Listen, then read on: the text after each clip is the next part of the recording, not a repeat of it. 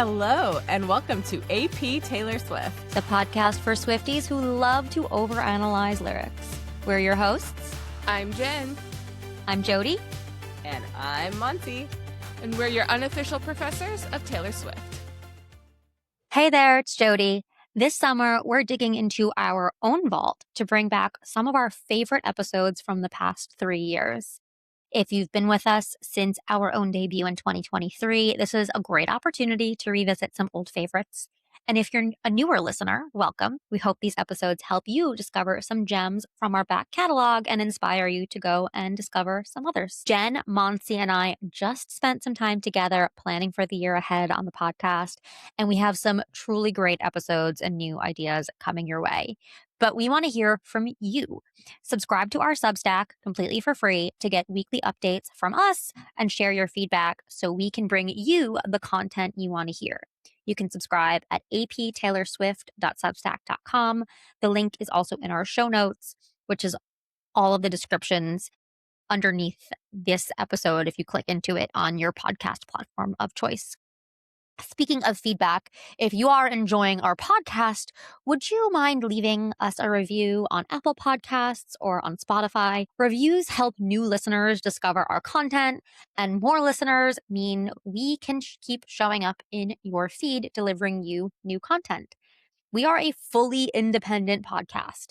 Jen, Monty, and I write, produce, edit, and promote every single episode completely ourselves, with no team behind us. It is truly a labor of love.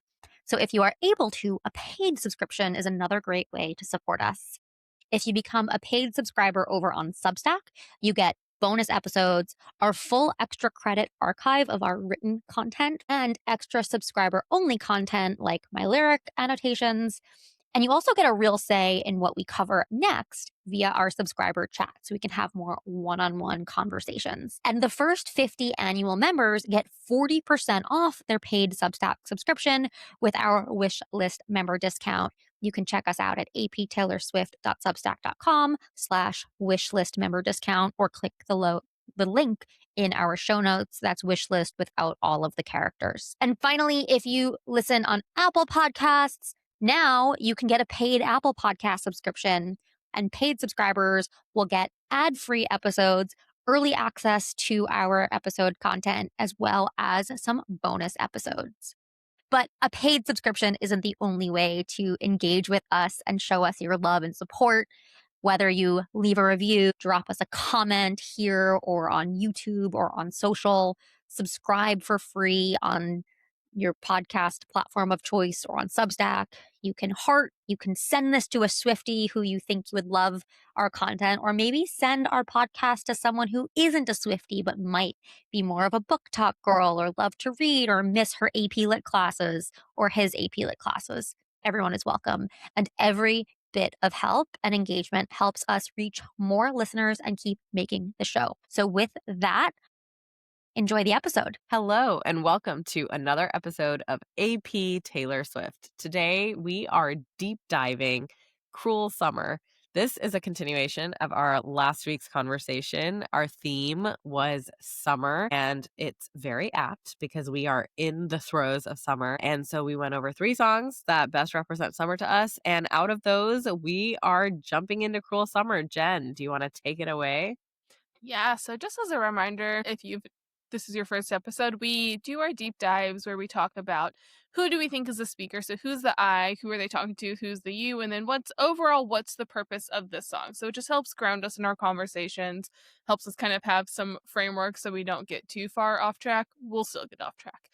However, that's our general plan. And then at the end of the episode, we'll go around and say, what do we think the purpose of the song is now that we've discussed it? And we'll see if we agree, disagree, and get to experience the joys of literary analysis. So Cruel Summer, just taking care of some of the basics here. It came out on the album Lover, and it was written by Taylor Swift, Jack Antonoff, and Annie Clark, which I don't know if I've heard a lot about their Annie Clark songs come up for us, but Jack Antonoff, new guy, if you've never heard of him, great songwriter. It's a joke because she does everything with Jack Antonoff. And the song itself is called Cruel Summer. So I don't know if we want to start with the title since we get into it more in the chorus. Do we just want to dive into the song? Yeah. Okay. I mean, I feel like the song will help us understand what a cruel summer is Yeah. and what it means. Yeah. The only thing I said this last week, I'll just quickly repeat it, that often when you're talking about a harsh or cruel or difficult season, historically you would think of winter. If it was a harsh winter, it was a cruel winter. There was a song by Bananarama that was called Cruel Summer that came out in 1983. So this also could be a bit of a callback or an homage, perhaps. I don't know. I don't know what Taylor knows. But I do just want to point out that there is a song called Cruel Summer from the 80s. I also want to say that having grown up in Atlanta, which unfortunately sometimes is referred to as Hotlanta by people. No one in Atlanta calls it that, but other people in the world do. We did have this concept of cruel summer in the like peak of summer when it is like the most prickly, annoying heat. And I lived in a very humid town. I imagine somebody who lives in like Phoenix, Arizona would like be like, oh yeah, like we have a cruel summer. So I feel like this is not a universal thing everywhere, and also hard to place our songwriters and what they may be experiencing as cruel summer. But to me, the title and when we get to it in the song, it always does mean like that part of summer that is the most prickly and just Yeah. really mean part of summer. Almost like the narrative climax of the season. Yeah. Yeah. Jack Antonoff's a Jersey boy, so I bet he spent his cruel summers on the Jersey Shore. Just saying. Anyway, Fever dream high in the quiet of the night. You know that I caught it. all right. We got to stop there. Before we right. started recording, Monty was like, we need to be efficient. And we're Yeah. like one line in. And we're like, all right, so we need 10 minutes on this It's line. okay. Fever dream. Disconnected from reality. Something surreal. Something vivid and disturbing. Intense emotions. Fear and Yes. anxiety. Yeah, I mentioned this in last week's episode, but the Great Gatsby is a great example of summer being emotionally intense period as a setting of a story. As a fever dream high, thinking about the sort of how out of touch of reality Gatsby was with his obsession. It kind of has that. And then, but we also go into, you know that I caught it. So this is a disease or a sickness But too. even before you know that I caught it, fever dream high in the quiet of the night. It's a huge disruption. It's a huge disruption. I like when I think of fever dream, like fever dream is a phrase. It means something. Yeah. But I also think of like where that phrase originates. That when you're in a fever, like when you're actually sick, it's like there's things associated with that of just like extremely hot, sweaty, uncomfortable, somewhat delirious. Yeah, hallucinations are hallucination. Like you're just kind of like, there's an where altered am brain I? chemistry that comes from the fever and your body trying to fight off Exactly. Now an illness that should not be there. Because she plays on both elements of it. There's like the fever part of it, the actual illness part of it, and then there's like the fever dream as a concept that comes out of that.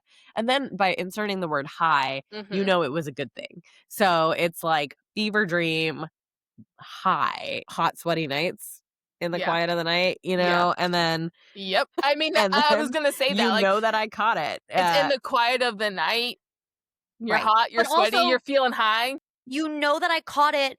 Oh, yeah, you're right. I want it. So there's caught versus want, which are two very different things. Well, okay. So then it's like, how do germs spread? Well, close contact. Very close contact. If I learned anything from COVID times. And that is like it's a clever little play on the fever spreading, but also the germ swapping. And anyways, I love these two lines. But then we get into bad boy, shiny toy with a price. Well, so I also... we're in a headspace here. We have to go back. This is not going to be a short episode.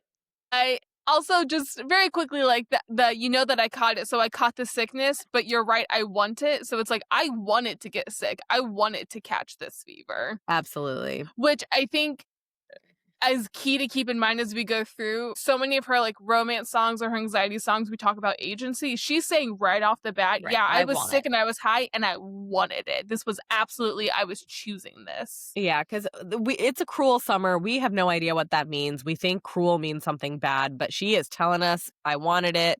Fever could be something bad. I wanted it. we repeat it over and over again.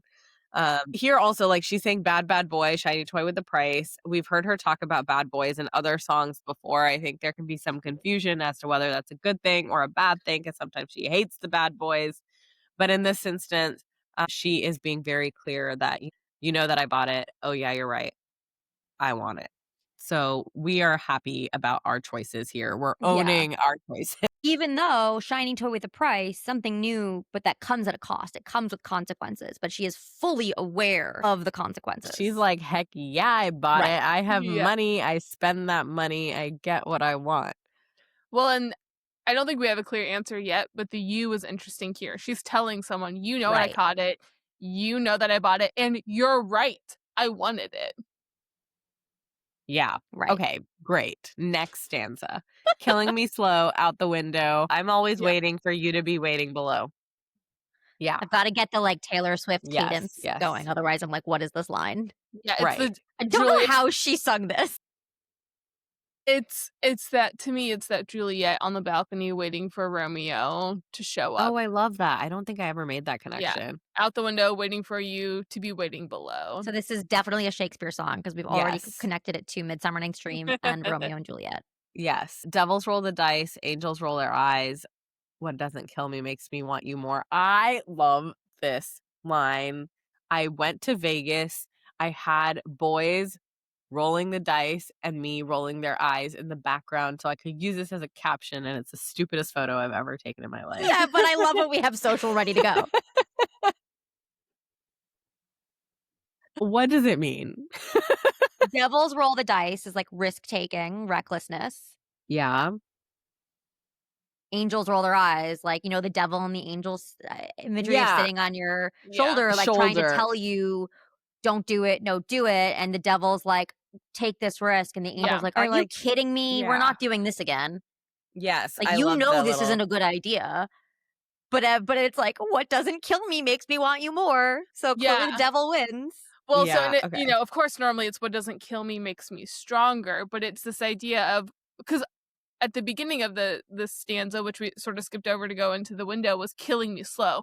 So me waiting for you rolling the dice feels like it's slowly killing me, and then she twists it and is like, it's not making me stronger, it's just making me more obsessed with you. Right. Which then at this point, the you is the other person. So the Right. Yeah. first stanza could be her telling this person, you know that I've caught this, you know that I've bought you, and you are right. So this other person has perhaps been telling her, you wanted this, like you want me, you want this, and she was like, damn, Yeah. you're right. Heck yeah, I did. Yeah. Yeah. Okay. Yes, and Yeah. Very much owning the bad decision making and kind of fine with it. And then we get into the first instance of the chorus, and it's new, the shape of your body, it's blue, the feeling I've got, and it's ooh, whoa, it's a cruel summer. sorry, I just love it. And I can't not think of the Eras tour. I know. Yeah, this music definitely encapsulates the Eras tour vibes. But it's not a happy song. But also, Well, she's happy. She's We'll getting see. exactly what she wants. So in some ways, it is. It's like a empowerment song, kind of. Well, then I can do it with a broken heart song. well, we'll see how the song goes. Because to me, what she's saying is, this is new, the shape of your body. It's But blue, the feeling the I got. body is I am blue. unhappy. No, I don't necessarily think it's unhappy. I think she's deeply anxious. To me, this is I wanted this person. I caught the feelings. She's anxiously attached. This is that book Attached. She's I think it's, we were friends with benefits, but I caught feelings, and now I'm terrified about how this is gonna go. Because I wanted you, we were just casual. but we it's were just new, doing the stuff. shape of your body. It's not friends with benefits. Well, Talked about the wait, feeling. hold on. I'm sorry. Wait, why is that not friends with benefits if it's new, the shape of your body? Because friends with benefits is assuming that like you've been doing this for a while. You've been like I- you've been I No, mean, we it could be could 2 be weeks into friends with spontaneous. benefits, Yeah. and she's like, ooh, I don't know. I feelings are see it kicking in. less as like something that slowly that like we were friends with benefits and then I became attached, and more like this is a new person that came into my life that I'm immediately like, oh, this is not a good idea, but I'm going to do it anyway. So the fact that the shape of the body is new, though, and she's rolling the dice, to me is like she knows the shape of his body. So this isn't a distant like romance. This is like, I know the shape of your body, but I'm having some anxiety because this was casual and I'm realizing it's absolutely not casual for me. The commas, did you intend this? The shape of the body is not blue. What are we? I think What do you it's mean? I'm just kidding. No. I'm sorry. I'm It's just a joking comma because in the middle of a phrase. I remember the like visuals that people would make to this song, and it would be like this giant blue body because they're like literally taking it. Well, I mean, it's an adjective and then what's modifying the adjective. So Right, it's right, right. new, the shape of your We body. need a and grammar episode. it's blue, the feeling I've got. So the feeling is Yeah, blue, yeah, the shape of the body is new. I understand. I was Yeah, making a joke. No, I- it's ooh ah. It's a cruel summer. That's what it is. The Well- feeling I've got is ooh ah. No, I'm just kidding. See, I think the next section gets to the point I'm making too, though, where she says, it's cool. That's what I tell him. No rules in breakable heaven. So it's her trying to come across as casual, even though internally Right. she's realizing her feelings are not casual. Not casual. And that's the anxiety of, I keep saying, Interesting. it's cool. We're chill. This is fun. And on the inside, she's like, I this love is not you. chill. I think it's worth mentioning that we did have a whole episode where we talk about how every time she uses the word blue is intentional and that it's not easy to know what the heck she means by the word blue. Blue is complicated in some ways. Was that our Or wait, color episode? were we Maybe. talking about red as being the complicated I think we one? were talking about red being the complicated color. Okay, so maybe blue was Maybe supposed to be clear. all need to go back and listen to our color episode. I think Jen might be right because blue, she does use blue a lot and it always communicates something kind of specific. And this idea that the feeling that she's got right now, this far into the song, we don't have enough context. All we know is that she is happy doing whatever she's doing. That's what she wanted. And we now have to figure out what woa means. I wouldn't say she's happy. I'd say she's made the decision. She's owning the decision. I don't know. Yeah, that but she happy is uses the word words I would- like high and She's I don't enjoying know. it. High to me doesn't necessarily mean happy. that's true. So and Jody it comes doesn't with a believe in price. love. And I think we just need to remember that as we're having this conversation. Because every time we do this, Jody's like, you're wrong. Taylor's never felt love or joy for any second It's in a her life. career song, guys. What are you talking about? She's talking about her job and her master's. Kidding. There's no rules in breakable heaven. We're still not sure what this is. We're not sure what this is, but she is deciding to move forward with whatever this is, knowing that it's a bad idea. One thing that we could say that we know for sure is that there is paradoxes put in here. There's a lot of Yeah. contradictions or opposites. So fever dream high, that's like good and bad. There's shiny toy but with a price. There's killing me slow. And then you have devils and angels, like opposed forces. What doesn't kill me makes me want you more. The blue is like could be good, could be bad. And then she's saying cruel and summer together. When we get into the next line, she starts with it's cool as to just play it off and it's cool. I think it's ironic that you have it's cool in the middle of like the hottest part of summer when Right. it is objectively not Cool. Yeah.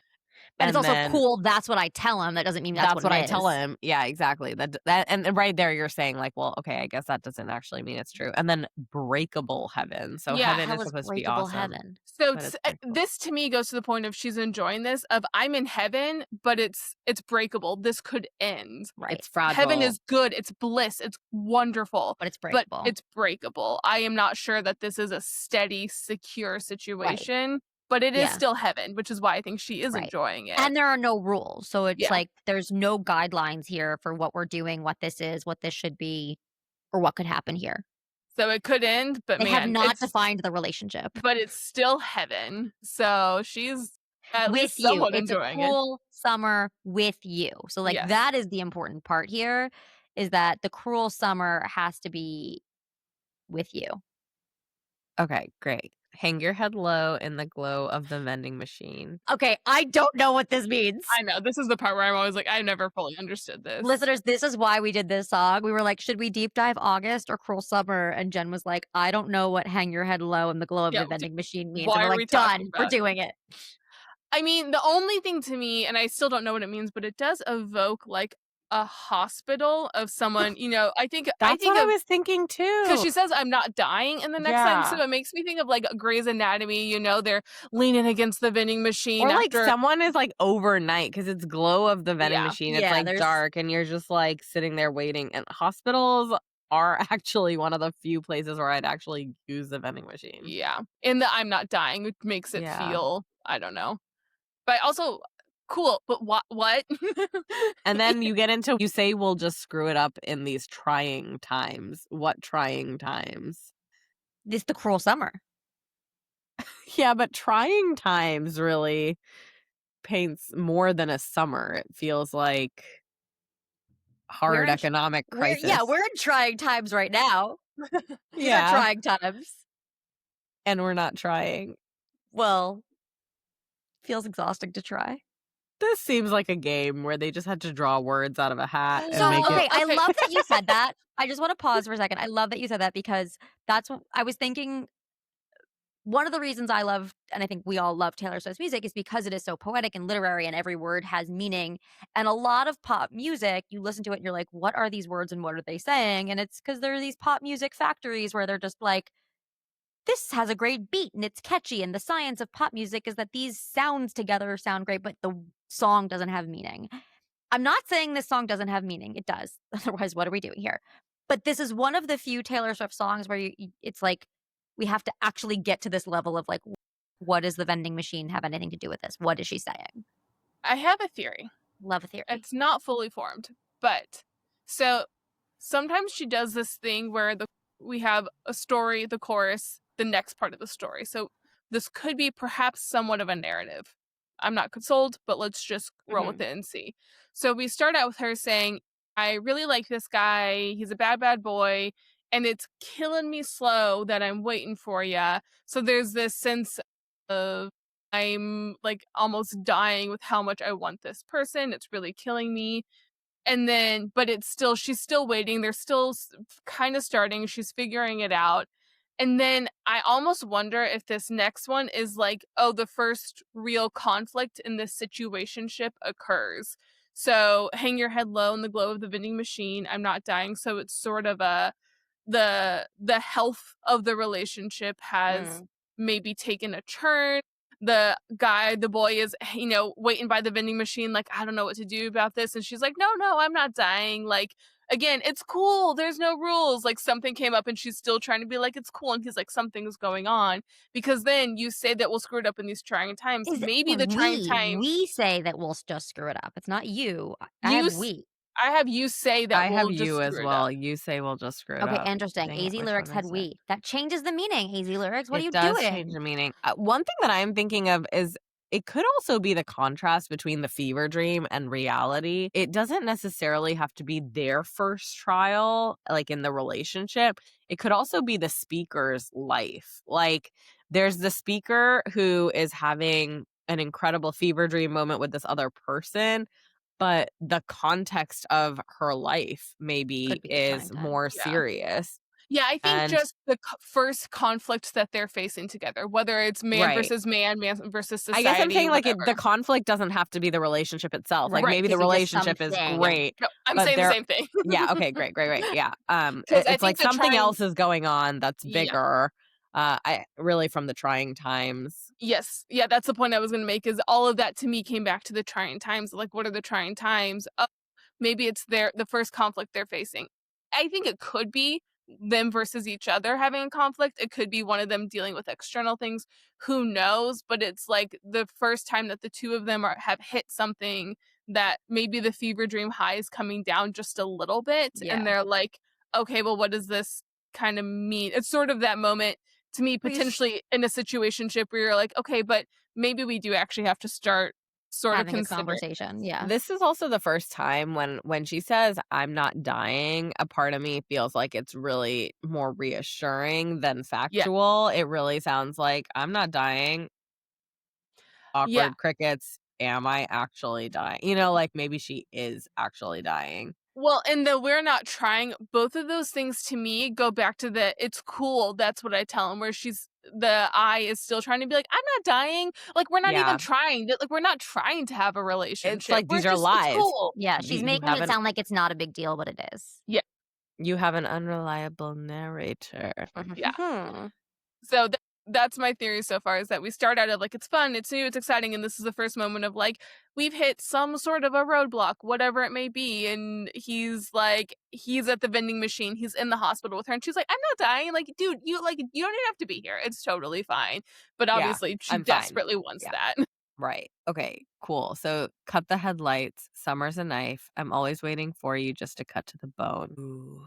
So I think it's the like, again, this facade of it's cool is an anxiety response of, and I will say some of this is influenced by other of Taylor's music, but so many, the protagonist has had these feelings and been hurt so many times that like she's trying to do something different and be like, it's not serious, it's not love, it's cool, we're just hanging out. And then in the back of her mind, she's like, I actually think it is love, and this is gonna Yeah. hurt. This is gonna be a knife. It's gonna destroy me because it has every other time. This is always how it goes. Like, I hear the anxiety reel in the background as she's like, it's cool, it's cool.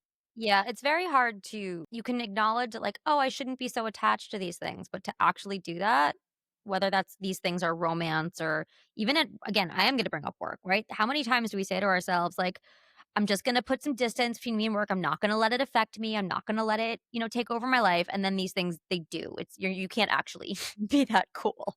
Yeah, Yeah, totally. it also gives to me the energy of someone who overcorrected of like, oh, I've fallen in love so many times, the next time I won't be attached at all. I'll be cool. I'll be I'm gonna aloof. be the cool girl. And it's like, hey, there might be a middle ground where it's good to be attached to people, but like, we don't have to go to one or the other. There's a middle ground here. Worth calling out just like the play on words here. Cut the headlights, cut to the bone. But in Mhm. between there, you insert the summer as a Summer's a knife. knife. Summer is the one that's doing the cutting here. Yeah. The first one is cut by somebody else. Somebody else cut the headlights, but then Summer's the knife waiting for you to cut to the bone. In some ways, you is Summer. Yeah. And cut to the bone, like waiting for something to be exposed. Mhm. Like some sort of Yeah. pain to be exposed, some kind Yeah. of like Of harsh vulnerability. reality. Yeah, Yeah. some sort of vulnerability, some kind of like harsh reality to come to life, Yeah. which is goes back to the idea of a fever dream, which is something disconnected from reality. It's intense, but also it's temporary, right?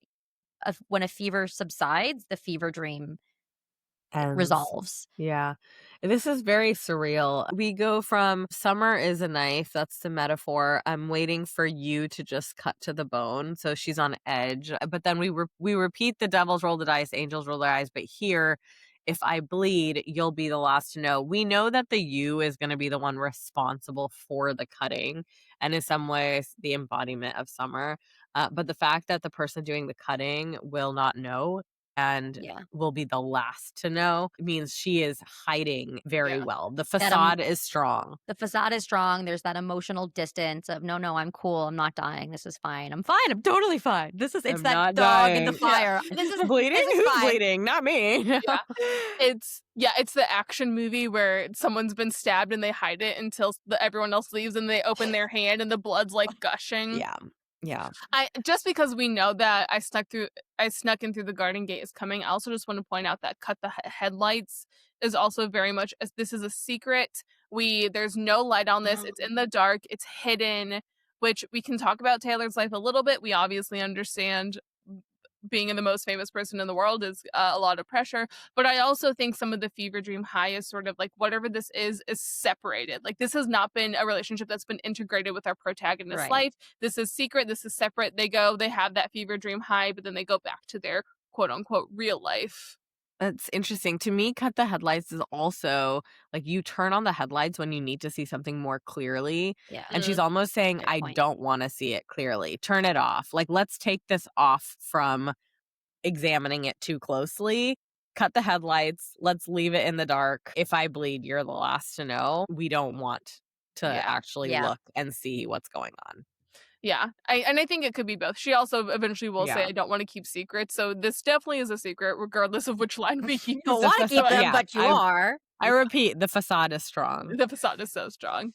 Okay, we did it's cool. That's what I tell him. Chorus is the same. Let's Yeah. get to I'm bridge! drunk in the back of the car. Yeah.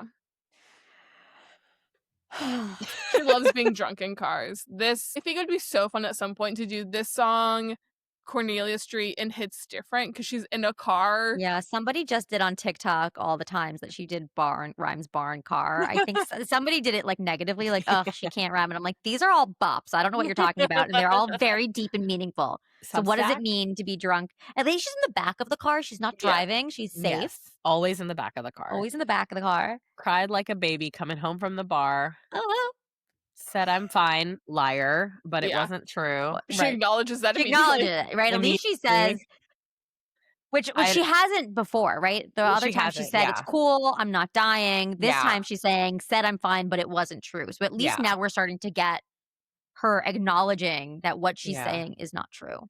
Well, and she's starting to say, I don't want to keep secrets just to keep you. Which so is, she's starting what is it, like drunk thoughts or sober complain. feelings? Well, so here's grammar episode. Here's Yay. an interesting thing just to think about what she has actually said in quotes is she says it's cool. She says it's fine.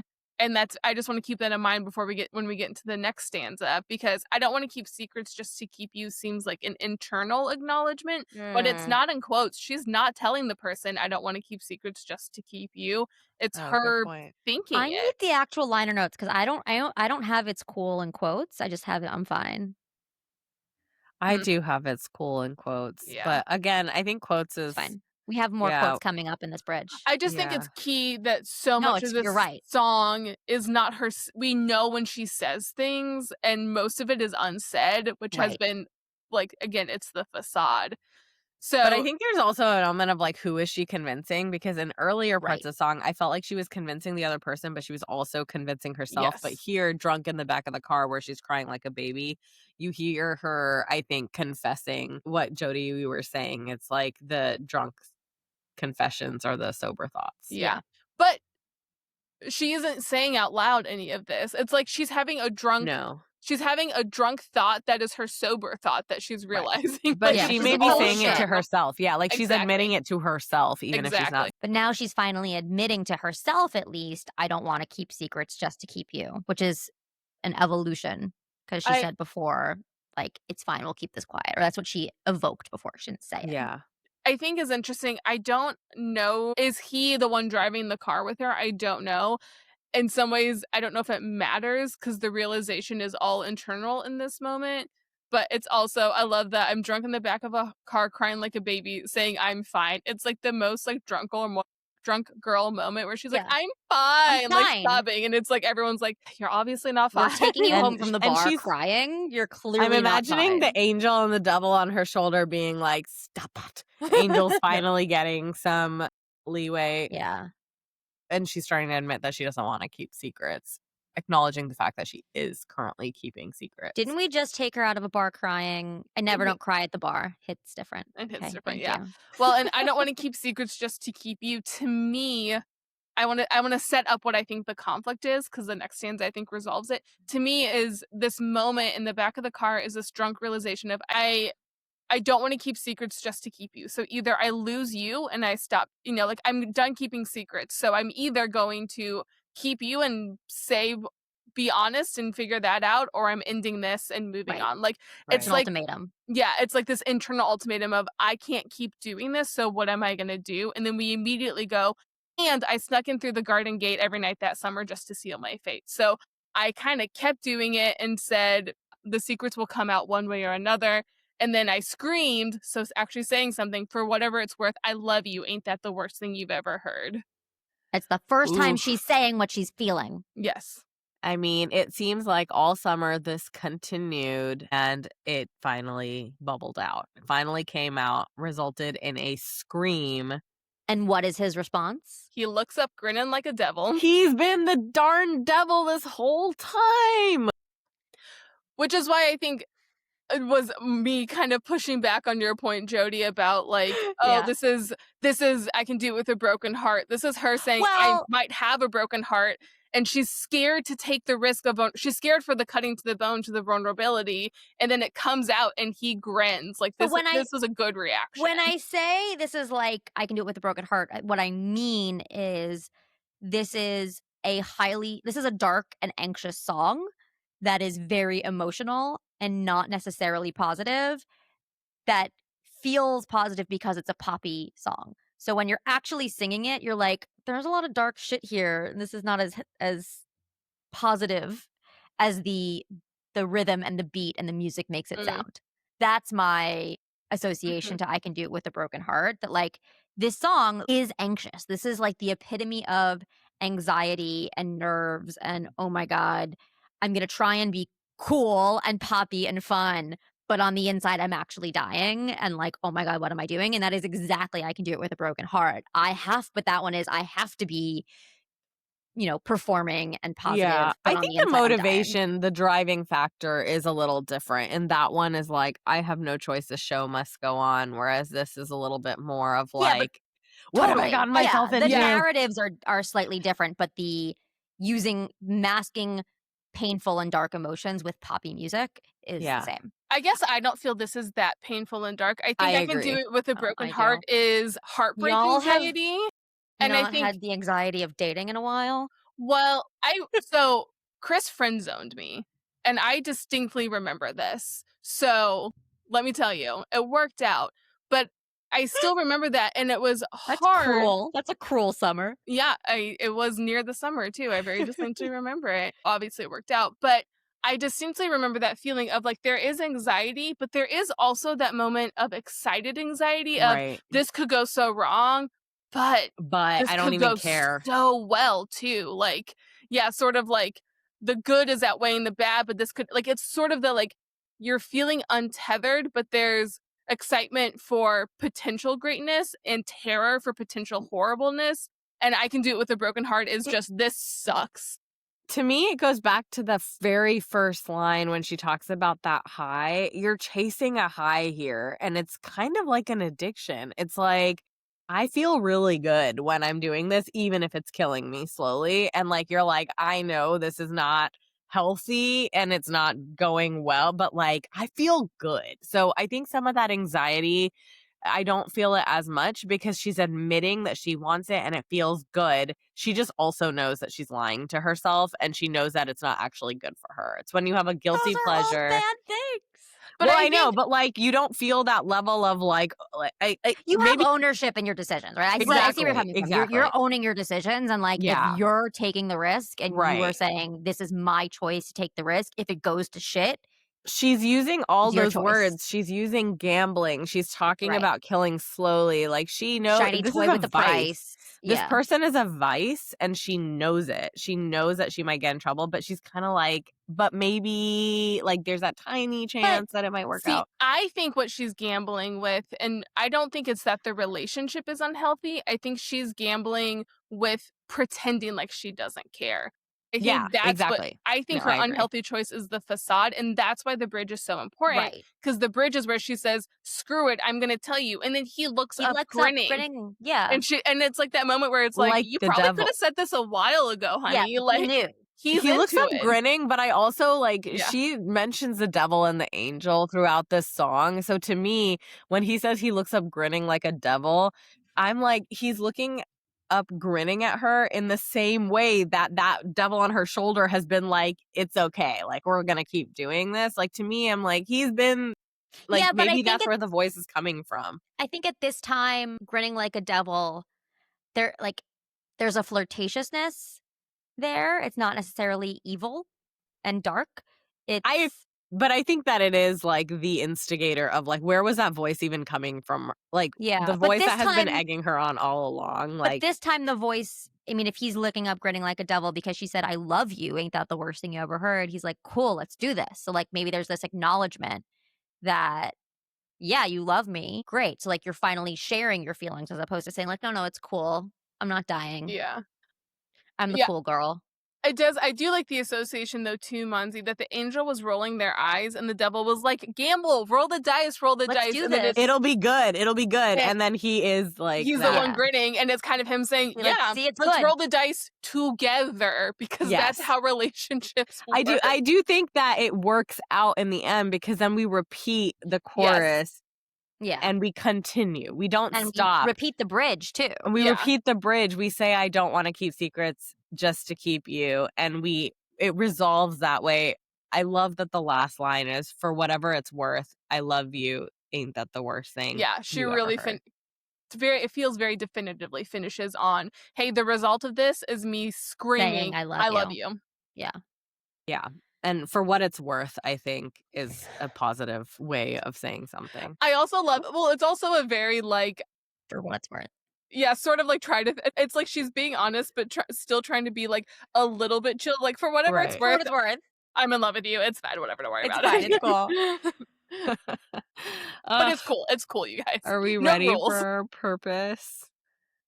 I think we were getting through it as we were talking through the Yeah. bridge. I think, like, for me, I definitely see this as like playful version of like the most anxious situation, but like in a good playful way of like, knows I'm doing something that I shouldn't be, but let's like screw it. Let's try. Like, let's just go with it and roll with it and see what happens. And it ends up working out. But you have this moment of I think this entire song is just like her first just lying to both of them, then her starting to admit that she's lying to him, and then finally just not lying at all and being honest. And then they're both like kind of in it together, and they just know that they know that they're playing with fire here and gambling and just doing something fun that maybe doesn't make sense, but they're in it together, and it's a fun summer. I think going through this song, I was kind of expecting to be like, maybe we know why Taylor would keep a relationship a secret. That at a big level. But there's so many layers in the song. I was like, maybe we'll find something about the you that was like made her hesitant. And we never found one. The only red flag I found in the song was her own choices. Right. And then the resolution is him being like, yeah, girl, I'm Yeah. in. And it's like, this song is so funny to me in retrospect. I was like, there's going to be more conflict. We'll figure it out. Truly, no. This song was 100% self-imposed anxiety. It's a pure anxious attachment song. But she didn't have to do it. But I don't even think it is anxious attachment, but it's her anxiety isn't about him as much about as the perception. Correct. Well, that's also part of an anxious attachment. Right. But it's less about the person.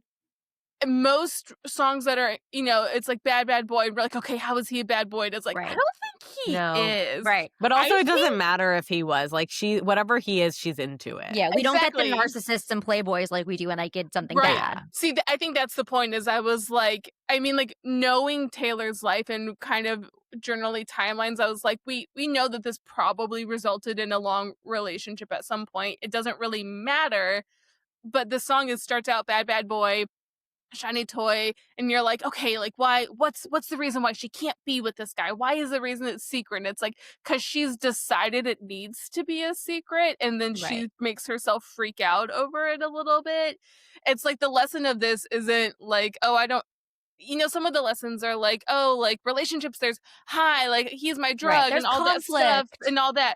And this song is just like, I was freaking out about this guy because we were casual and I kept pretending it was casual, then I had feelings, and finally I screamed that I had feelings, and he was like, cool, let's do it. And it's like, this song didn't have to happen. Like, I think the funny thing to me is the song absolutely didn't have to happen. But it's so fun. It's and so it captures fun. a moment in time.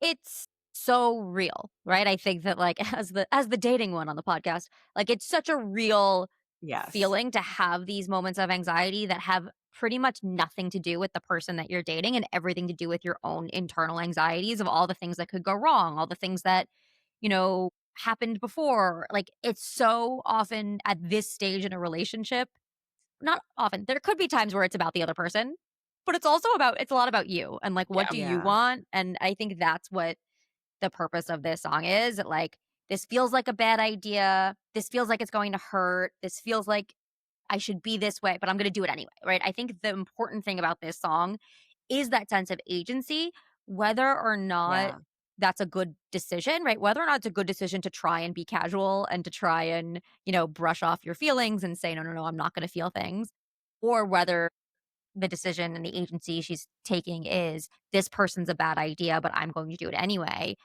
At the end of the day, it's that agency, and even in the bridge, it's finally, even though you're drunk and it takes being drunk to do it, finally saying what you're feeling and Yeah. what you're thinking. I think that I loved, Jen, that you brought up the quotations and like the times in this song where we actually see what she's saying as opposed to what she says she's feeling, that I'm cool and I'm not dying, because I think that's such an important distinction here. The facade and the aura and the persona that you are putting out into the world is just very different from your own internal monologue and what's going on in your head. And I think we often talk about that in terms of Taylor's persona as an artist or as a public figure versus her own private life. But here we have the idea that there's also this public versus private persona in your own relationship sometimes, especially at this point in this early stage in a relationship.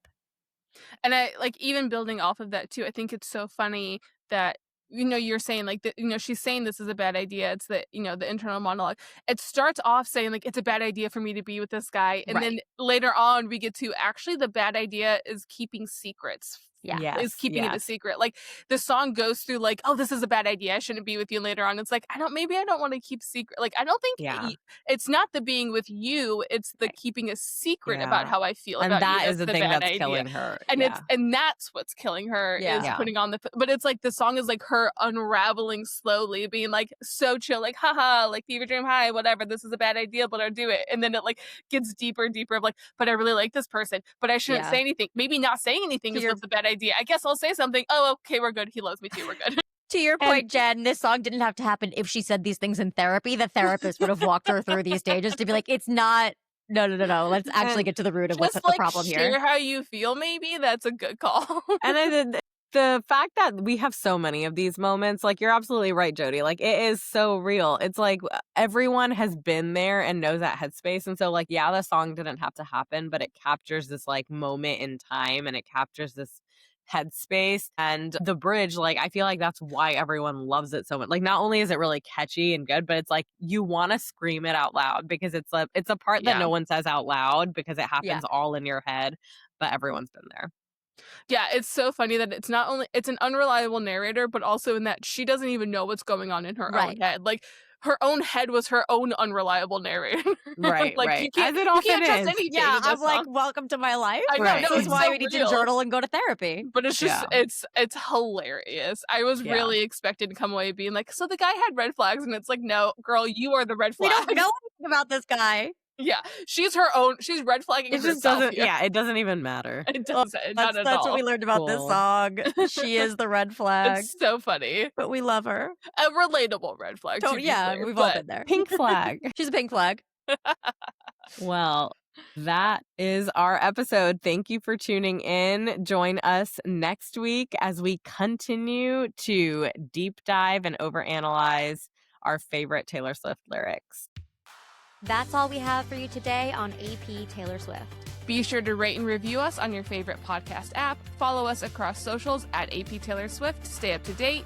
Join us next time as we overanalyze the next Taylor Swift song on AP Taylor Swift.